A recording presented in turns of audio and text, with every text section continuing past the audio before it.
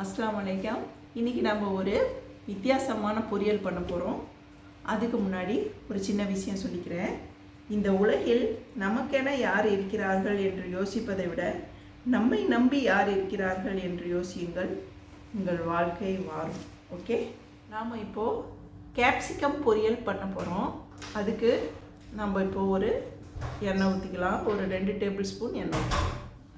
இது ஒரு வித்தியாசமான பொரியல். யாரும் கேப்சிகத்தில் பொரியல் பண்ணியிருக்க மாட்டாங்க.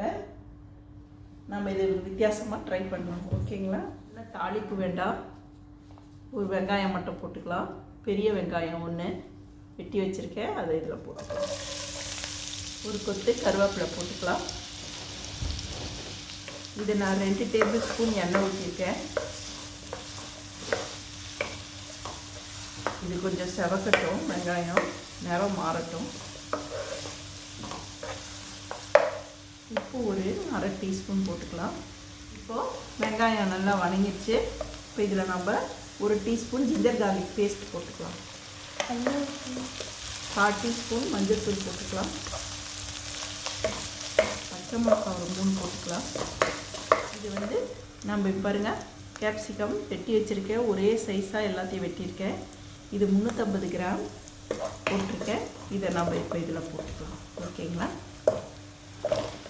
இதை மூடி வச்சு வேக வைக்கக்கூடாது. இல்லாட்டா இந்த கலர் மாறிடும். அதனால் இது கொஞ்சம் திறந்தே இருக்கட்டும். இதை கொஞ்சம் ஒரு 2 நிமிஷம் வணக்கலாம். 1/2 டீஸ்பூன் கொத்தமல்லி தூள் போட்டுக்கலாம்.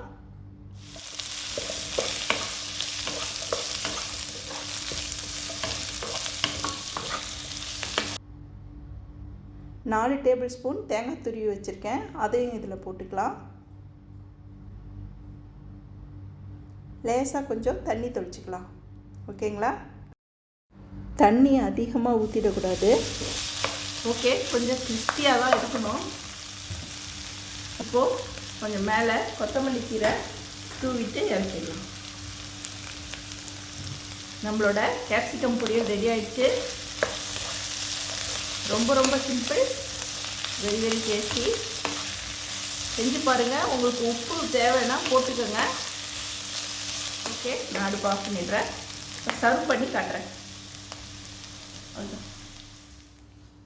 இதுக்கு மேலே கொஞ்சம் கொத்தமல்லி தூவிக்கலாம்.